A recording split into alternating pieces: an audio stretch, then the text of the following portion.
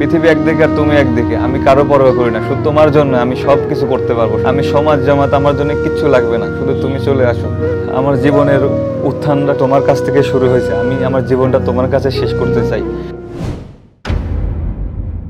আমার দেশের বাড়ি নাটোর, রাজশাহী, নারায়ণগঞ্জ জব করি। আমার 2015 সালে একটা মেয়ের সাথে আমার পরিচয় হয়, তারপরে তার সাথে আমার প্রেমের একটা সম্পর্ক তৈরি হয় এবং সেটা আমি বাড়িতে জানানোর পরে পারিবারিকভাবে সেটা একসময় বিয়েতে রূপান্তরিত হতে যায়। তো সেই ক্ষেত্রে আমার বয়স কম ছিল। আমার বাবা আমাকে বিয়ের দিন তারিখ ঠিক করার পরে একদিন আগে আমার জেঠাতো ভাইদেরকে দিয়ে অন্য একটা জায়গায় মানে আত্মগোপনে রাখে এবং মেয়ের বাড়িতে জানায় যে আমার ছেলে বিয়ে করবে না, সে বাড়ি থেকে পালাইছে। 3 থেকে 4 মাস পরে আমি মেয়ের সাথে যে কোনোভাবে যোগাযোগ করার পরে সে আমার মধ্যে কথা হয় যে আমরা এখন পালিয়ে বিয়ে করব। তো বাড়ি থেকে পলাই। তো আমাদের আত্মীয় স্বজনের মধ্যে একটা খালা থাকতো ঢাকা, তো মধ্যবাটা, ওইখানে খালার সাথে আমি যোগাযোগ করি যে খালা আমি ঢাকা আসতে চাই। তো তখন খালা বলে ঠিক আছে আসিস, কিন্তু আমার খালা জানতো না যে আমি কোনো মেয়ে নিয়ে ওখানে যাব।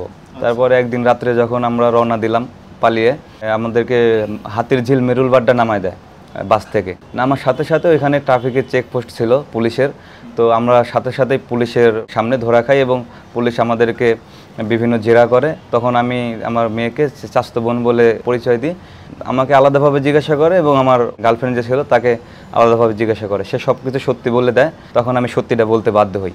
পরে আমার খালুর নাম্বারে কল দিলে আমার খালু আসে এবং আমাদেরকে ওখান থেকে রিসিভ করে নিয়ে যায়। তারপর আমাদেরকে একটা পারিবারিকভাবে বিবাহ বন্ধনে তারা আবদ্ধ করে। তো 50,000 টাকা কাবিনে তারা আমাদেরকে বিবাহ পড়ায় দেয়। তারপরে আমি আমার বউকে নিয়ে আমি পারিবারিক বিবাহী দম্পতি জীবন শুরু করলাম। তো এরকম করতে করতে 2 বছর কেটে গেল। তখন ঢাকায় থাকতাম। পরে আমরা বাড়িতে গেলাম। আমার বাবা মা কোনোভাবে এটা মানে নেয়নি। পরে মেয়ের বাবা মা মানে নিছে। পরে ওইভাবে আমরা আবার বাড়ির থেকে আবার আমি চাকরির সুবাদে আবার ঢাকা চলে আসি। আমিও চাকরি নেই, সেও চাকরি নেয়। তারপরে এইভাবে মনে করেন যে 7 বছর যাওয়ার পরে, তখন পর্যন্ত আপনার বাবা মা মেনে নেয়নি? 7 বছর পর্যন্ত মেনে নেয়নি। তারপর আমাদের একটা সন্তান আসে। সেই সময় আমরা মনে করেন যে বাড়িতে যাই এবং আমার বাবা মা আগের সে যে যতটুকু মানে না নেওয়ার মতো, তারপরে একটু মানে রেসপন্স দেখায় যে এখন বেবি টেবি হবে, ওই হিসাবে আর কি। মানে ওরকম কঠোরভাবে সে থাকে না, মানে মেনে নেয় এরকম একটা ব্যাপার। জি, এরকম একটা ব্যাপার। তারপরেও আমি চাকরি, গ্রামে কোনো কাজকাম করতে পারি না, জন্য আমার চাকরিতে ঢাকা থাকতে হয় চাকরির জন্য। তো আমি আমার ওয়াইফকে নিয়ে আমি বাচ্চা সহ ঢাকা থাকতে থাকি স্যার। থাকার সময় তখন আমার ওয়াইফ মানে বিভিন্ন কারণে আমার সাথে মনে করেন যে মানে সংসার জীবনে ছোট ছোট ভুল ভ্রান্তি থাকে, ওগুলোর থেকে আমাদের মধ্যে একটা কলহ ঝগড়াঝাটি এরকম হইতো।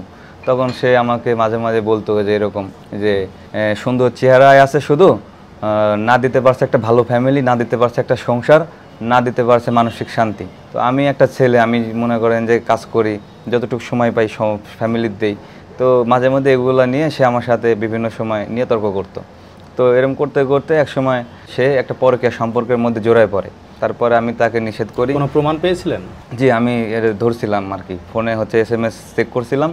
তো এরকম তারপরে মানে যেখানে কাজ করতো সেখানকারই আর কি ছেলেদের সাথে কথা বলতো। তখন আমি মনে করেন যে সে আমাকে বাড়িতে রেখে আসলাম। বাড়িতে রাখার পরে আমার বাবা মার সাথে, যেহেতু আমি একটাই ছেলে তাদের ফ্যামিলির বড় ছেলে, তো তখন তাকে বাড়িতে রাখার পরে সে বাবা মার সাথে থাকবে না একসাথে। তো চাকরির জন্য বাড়ি থাকতে হয়, বারবার বলতেছি। ও বাড়িতে একাই থাকতো আমার বাচ্চারা সহ। পরবর্তীতে বাবা মার সাথে কি যেন কথা নিয়ে ঝগড়া হয়েছে, পরে ও চলে গেছে ওর বাপের বাড়িতে বাচ্চা সহ নিয়ে। তো নিয়ে যাওয়ার পরে সে আর ভাত খাবে না। তো আমি তো আমার ওয়াইফকে ভালোবেসে বিয়ে করছিলাম। আমি তাকে মানে তখনও ভালোবাসতাম, এখনও বাসি, ভবিষ্যতেও বাসবো, কারণ আমি এক নারীতে আসক্ত ছিলাম। তো আমি তারপরে আমার বাবা মার সাথে কথা বলি। তারা বলে যে পরিস্থিতি পরিবেশ অনুযায়ী এখন ওই বউয়ের সাথে সংসার করা যাবে না। তো তাদের কথায় বুদ্ধি শুনে আমি তার সাথে আমার একটা পারিবারিকভাবে ডিভোর্স হয়। তো 2 পক্ষ বসে ডিভোর্স হয়। সংসার শুরু প্রায় 8 বছর পরে ডিভোর্স হয়ে গেল। জি, আমার বাচ্চার বয়স যখন 12 মাস তখন। তারপরে আমি আমার মতো চাকরিতে চলে আসি। আর আমার স্ত্রী ওর বাপের বাড়িতে থাকে। আর যে বাচ্চাটা ছিল এটা আমাদেরকে দিয়ে দেয়। তো আমার বাবা মা বাচ্চাটাকে তখন 3-4 মাস লালন পালন করে। তারপরে 4 মাস পরে যখন আমি ঈদে বাড়ি গেছি, দেখি যে বাচ্চাটা আমার বাবা মার কাছে ছিল, তার মানে অসুস্থ হয়ে তার অবস্থাটা অন্যরকম। সে বাচ্চার বয়স 13 মাস, ছোট বাচ্চা, মা নাই। তখন আমার ভিতরে একটা মনে করেন যে তার দেখে একটা মায়া কাজ করে। আমার তখন মনে হয়েছে যে তার বাচ্চাটাকে দেখে মনে হয়েছে যে তার মাকে দরকার, সেজন্য আমি হচ্ছে বাচ্চাটাকে নিয়ে তার মায়ের কাছে যাই আমার শ্বশুর বাড়িতে। আমি আমার স্ত্রীর কাছে বলি যে এরকম সম্পর্কটা কি আবার কন্টিনিউ করা যায় না, যেহেতু আমরা ভালোবেসে সম্পর্ক করে বিয়ে করছিলাম। তখন সে আমাকে কোনোভাবে রেসপন্স দিচ্ছিল না। তো একটা পর্যায়ে আমি স্বামী হয়ে তাকে আমি পা জড়িয়ে ধরি, এমনকি তার এলাকাবাসী, তার বোন দুলাভাই ছিল, তার বাবা মা ছিল, সবার সামনে আমি স্বামী হয়ে তাকে পা জড়ায় ধরি যে আমার বাচ্চাটার মুখের দিক তাকায়, অন্তত একটাবার তুমি আমার সাথে সংসার করতে আসো। আমার বাবা মার তোমাকে মেনে নেয় না, যে ভুলগুলো ছিল এগুলা থেকে আমি বের হয়ে এসে তোমাকে নিয়ে আমি নতুনভাবে জীবনটা শুরু করতে চাই। তো তখন সে কোনোভাবে রাজি হইতে চায় না। তারপর তার বাবা মা তাকে বোঝানোর পরে সে এক পর্যায়ে রাজি হয়। তখন আমি তো মনে করেন আবার কেন্দ্রীয় মসজিদের ইমাম, মোটামুটি উনি ভালো জানেন এই বিষয়ে, ওনার সাথে আমি আলোচনা করেই পরে এই বিষয়ে সিদ্ধান্ত নিই, নতুন করে বিবাহ বন্ধনে আমরা আবদ্ধ হই। তো সেই ক্ষেত্রে দেখা গেছে আমার কাবিনটা ছিল প্রথমে 50,000 টাকা, দ্বিতীয়বার যখন বিয়ে হলো তখন তারা কাবিনটা করে 5 লক্ষ টাকা। তারপরেও আমি দ্বিধাবোধ করি নাই, যে আমার ছোট একটা বাচ্চা ছিল, আমাদের 8 বছরের সংসার এভাবে নষ্ট হবে আমি এটা কখনোই চাই নাই। তো আমি তাকে নিয়ে আবার নারায়ণগঞ্জে ব্যাক করি। তখন আমার সন্তান স্ত্রী সহ আমি নারায়ণগঞ্জে চলে আসি নতুন করে বিয়ে করার পরে। তখন 3 মাস আমাদের মধ্যে খুব ভালো সম্পর্ক, মানে এরকম সম্পর্ক আমরা মনে হয় আমাদের বিগত 8 বছর লাইফে এরকম সম্পর্ক কাটাই নাই।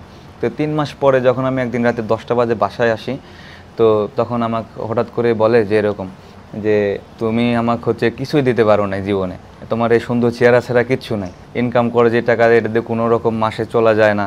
আমি কথাগুলো শোনার পরে আমার কাছে অনেক খারাপ লাগলো। তখন আমি চিন্তা ভাবলাম যে আসলে চাকরির পাশাপাশি কিছু একটা করা দরকার।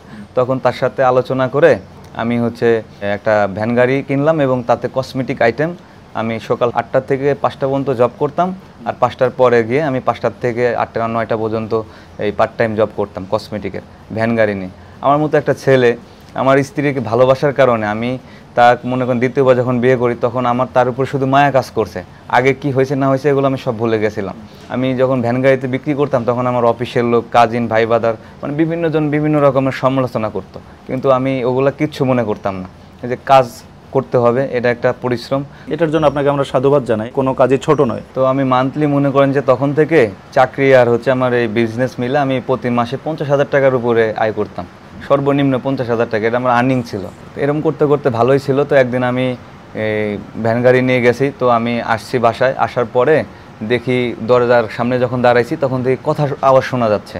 তো আমি ভালো করে আমার দরজার ওই যে ছোটো লুকিং গ্লাসগুলো আছে, ছিদ্রগুলো আছে, আমি তাকায় দেখি আমার বউ ভিডিও কলে কথা বলতেছে।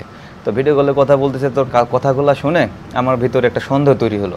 তখন আমি এরকম করে 1 দিন 2 দিন 3 দিন আমি ফলো আপ করি, তাকে বুঝতে দিই না। তারপরে আমি তাকে হচ্ছে জিজ্ঞাসা করি যে তুমি কি কারোর সাথে কথাবার্তা বলো, তো তখন সে আমার কাছে অস্বীকার করে।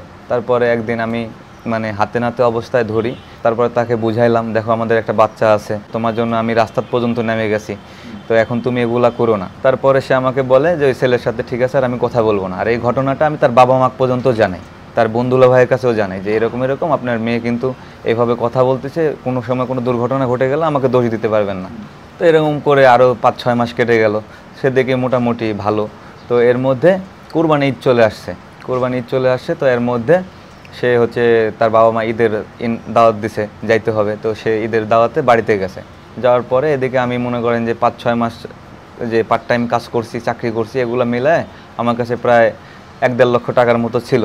তো আমার ওয়াইফ আমাকে বললো যে তুমি 1 লক্ষ টাকা দাও, আগের 1 লক্ষ টাকা আছে, আর আপনি যদি 1 লক্ষ টাকা দেন তো 2 লক্ষ টাকা মিলায় আমাদের সন্তানের ভবিষ্যতের জন্য আমরা একটা জমি বন্ধক রেখে হয়তো লিজ দিয়ে ওখান থেকে কিছু টাকা পাবো আমরা বছরে, তো এইভাবে করলে মনে ভালো হয়। তো আমি তার সহজ সরল উক্তিতে আমি তার কথাটা গ্রহণ করি, এবং কি ঈদের মধ্যে গিয়ে তাকে আমি 1 লক্ষ টাকা তার হাতে আমি দেই। দেওয়ার পরে সে 2 লক্ষ টাকা নিয়ে একটা জমি বন্ধক রাখে, এটা পরবর্তীতে 1 বছর পরে যে বেনিফিটটা আসবে ওরা আমরা পাবো, এরকম একটা কথা থাকে। তো টাকাটা যখন আমি দিয়ে দিই কুরবানিদের মধ্যে গিয়ে, তার পরের দিনই আমার ওয়াইফ আমার সাথে মানে একটা সামান্য ছোট্ট বিষয় নিয়ে মানে অনেক বড় ধরনের একটা মানে ঝগড়া তৈরি করে ফেলে তাদের বাড়িতেই। তারপরে আমার মনের ভিতরে একটা সন্দেহ কাজ করলো যে টাকা দেওয়ার আগের দিন পর্যন্ত আমার সাথে ভালো ব্যবহার, টাকা দেওয়ার পরের দিনই আমার সাথে এইরকম ব্যবহার করা হলো। এমনকি তার বাবা মা এই ঘটনা শুনে তার মেয়েকে, আমাকে কিছু না বলে তার মেয়েকে আর কি যতটুকু বলা দরকার, শাসন করা দরকার সেটা করলো। তো সেদিনের পর থেকে সে আমার সাথে পৃথিবীর যত খারাপ ব্যবহার আছে সেই ব্যবহারগুলো আমার সাথে করতে থাকে। পার্ট টাইম কাজ করে যখন বাসায় আসে সে আমাকে একটা গ্লাস পানি পর্যন্ত দিত না খাইতে। সে বলে যে আমার সাথে সে সংসার করবে না, এমনকি আমার সাথে সে তার কোনো সম্পর্ক রাখতে চায় না। তো এক পর্যায়ে আমিও বিরক্ত হই তার উপরে, অনেক মানে রাগ হয়ে যায়। তারপর আমি বলি ঠিক আছে, না করলে তোমার যেখানে খুশি তুমি সেখানে চলে যাও। আমি এটা আর কি রাগ করে বলছি কথাটা। তারপরে 1 সপ্তাহ কাটে গেছে, সে আমার সাথে এমন একটা ভালো ব্যবহার করছে, মানে যে ব্যবহার আমি এখনও ভুলতে পারতেছি না। সে একটা বারের জন্য বুঝতে দেয় নাই যে সে চলে যাবে আমাকে ছেড়ে, বা আমার কাছ থেকে সে কখনো দূরে সরে যাবে, এরকম কিচ্ছু বুঝতে দেয় নাই। মানে একটা স্বামী স্ত্রীর মধ্যে এত ভালো সম্পর্ক মানে কোনোভাবেই ফিল করা যায় না যে একটা মানুষ চলে যাবে একটা মানুষকে কষ্ট দিয়ে। তখন আমি অফিসে যাই, আসার পরে দেখি যে তারা বাসায় নাই, ওনারা বাসা থেকে বের হয়ে গেছে। ভাইয়া তখন আমি বাসায় ঢুকে আর তাদেরকে খোঁজাখুঁজি করে পাইলাম না। তারপরে তার ফ্যামিলিকে জানালাম, তো তোর বাবা আমাকে বলতেছে যে তুমি থানায় জিডি করো আর যে কোনোভাবে পারো ছেলেটাকে উদ্ধার করো ওর কাছ থেকে। তো আমি অনেক চেষ্টা করে থানায় গিয়ে লোকেশন বের করলাম। তখন দেখি ওদের লোকেশন আমাদের ডিস্ট্রিক্টেই। তো আমি তার বাবা মাকে জানাইলাম যে ওই জায়গায় আপনাদের কোনো আত্মীয় স্বজন আছে? তো উনি বললো যে কোনো আত্মীয় স্বজন নেই। তো এর মধ্যে মেয়ের সাথে তাদের একটা যোগাযোগ হয় রাত্রে। মেয়ে বলে আমি আর ওর সংসার করবো না, এটা ওর বোনকে বলে। তখন ওর বোন আমার কাছে বিষয়টা বলে। তখন আমি বলি ঠিক আছে, যেহেতু সে সংসার করবে না, তাহলে ইসলামিক শরীয়ত অনুযায়ী যেহেতু ডিভোর্সের আছে, সে আমাকে ডিভোর্স দিয়ে দিক। আর আমার বাচ্চাটা যেহেতু সেফ না, যার কারণে বলছি বাচ্চাটা আমাকে দিয়ে দিবে, আমি আমার বাচ্চাটাকে লালন পালন করবো। এখন বাচ্চা কোথায়? বাচ্চাটা ওর আম্মুর কাছেই আছে। এখন আপনি বউকে পান নাই? ঠিকানা খোঁজ পাই নাই, কিন্তু ডিভোর্সের কাগজ নাকি পাঠিয়ে দিছে, সেটা এখন পর্যন্ত আমার বাড়িতে এসে পৌঁছায় নাই। আমার বাচ্চাকে পাওয়ার জন্য চেষ্টা করছি, থানার সহায়তা নিছি। ওই থানায় যে থানার মধ্যে ওরা ছিল, তো ওরা বলছে যে বাচ্চার 6 বছর, যেহেতু 3 বছর বয়স, 6 বছর পর্যন্ত ওর মায়ের কাছে থাকবে আইনের দিক দিয়ে। তখন বললো যে ওর মা যদি স্বইচ্ছাকৃতভাবে বাচ্চা দিয়ে দেয় তাহলে আমরা গ্রহণ করতে পারবো। তো আমি এতটুকুই বলতে চাই যে এই বাচ্চাটা যেন ওর মা যত দ্রুত পারে আমার কাছে ফিরে দেয়। আমি যেহেতু ভালোবাসছিলাম তাকে, এখনও বাসি। আমি চাইবো সে যদি মনে করে যে না এখনও বাচ্চা সহ সে আমার কাছে আসতে চায়, আমি তাকে এখনও গ্রহণ করতে চাই। আমি জানি না তুমি কোথায় আছো, কই আছো, তোমার কাছে তুই হাত জোর করে অনুরোধ করে বলতেছি আমি তোমাকে এসে যখন বাসায় পাই নাই, তোমাকে পাগলের মতো খুঁজতে খুঁজতে আমি এমন কোনো জায়গায় বাঁধ রাখি নাই। আমি থানা পর্যন্ত গেছি, তোমার লোকেশন পর্যন্ত ট্র্যাক করার চেষ্টা করছি, যে তোমাকে আমি আবার ফিরে পাইতে চাই। তুমি আমার বাচ্চাটার কথা চিন্তা করে, রিজনের কথা চিন্তা করে তুমি ওখান থেকে ফিরে আসো। আমি জানি ওখান থেকে তুমি ফিরে আসা সম্ভব না, তারপরেও যদি তোমার মনে আমার জন্য যদি কিঞ্চিত পরিমাণ অনুভূতি ভালোবাসা থাকে তুমি ফিরে আসো। আমি তোমার জন্য হাত জোর করে অনুরোধ করতেছি, তুমি আমার বাচ্চাটার কথা চিন্তা করো, চিন্তা করে তুমি ফিরে আসো। বাচ্চার জীবনটা নষ্ট করো না। দেখো তোমার একটা ভুলের কারণে 2টা জীবন নষ্ট হয়ে যাবে, এক প্রান্তে আমার বাচ্চা, এক প্রান্তে আমি। তুমি যদি ফিরে না আসো আমার জীবন নষ্ট হয়ে যাবে। আমি 19 তারিখের পর থেকে আজ পর্যন্ত ঠিক মতো একটা বারের জন্য আমি ঘুমাতে পারি নাই, আমি একটা দিনের বারের জন্য ঠিক মতো খাইতে পারি নাই। তো প্লিজ তুমি আমার কাছে চলে আসো। আমি তোমার জন্য তুমি যা কবে, যেভাবে কবে আমি সেইভাবেই চলবো, সমস্যা নেই। আমার যে ভুলগুলো ছিল সেগুলো আমি সব শুধরাই নেব। তোমার কিছু যদি দাবি দেওয়া থাকে তুমি লাভগুরু স্টুডিওতে তুমি কথা বলে দেখো, তুমি এখানে যোগাযোগ করো। সবশেষে আমি তোমার কাছে একটা কথা বলতে চাই যে তোমার জন্য আমার দরজা সর্বক্ষণ সারা জীবন খোলা থাকবে। তোমার যখন খুশি, যে মুহূর্তে খুশি তুমি চলে আসো। আমার পৃথিবী একদিকে আর তুমি একদিকে, আমি কারো পরোয়া করি না, শুধু তোমার জন্য আমি সব কিছু করতে পারবো। আমি সমাজ জামাত আমার জন্য কিচ্ছু লাগবে না, শুধু তুমি চলে আসো। আমার জীবনের উত্থানটা তোমার কাছ থেকে শুরু হয়েছে, আমি আমার জীবনটা তোমার কাছে শেষ করতে চাই। সে ছোট্টবেলায় না বোঝা অবস্থায় তোমাকে নিয়ে বাড়ি থেকে পলাইছিলাম, সারা জীবন তোমার পাশে থাকার জন্য প্রতিশ্রুতি দিয়েছিলাম, তো তুমি আমাকে ফালাই থুয়ে চলে গেলা। আপনারা গল্পটা শুনছিলেন। অল্প বয়সের ভালোবাসা অনেক সময় আবেগের টানে গড়ে ওঠে, কিন্তু শুধুমাত্র আবেগ দিয়ে সংসার টেকে না। সংসার টিকিয়ে রাখতে প্রয়োজন পরিপক্কতা, দায়িত্ববোধ আর আর্থিক প্রস্তুতি। তাই অল্প বয়সে পালিয়ে বিয়ে করা একদম অনুচিত। অন্যদিকে জুয়েলের স্ত্রীকে আমরা অনুরোধ করব, চূড়ান্ত সিদ্ধান্ত নেওয়ার আগে আরেকবার বাচ্চার ভবিষ্যতের কথা চিন্তা করুন এবং সুযোগ থাকলে অবশ্যই ফিরে আসুন জুয়েলের সংসারে। আজ এই পর্যন্তই। আপনারা সবাই ভালো থাকবেন। আসসালামু আলাইকুম।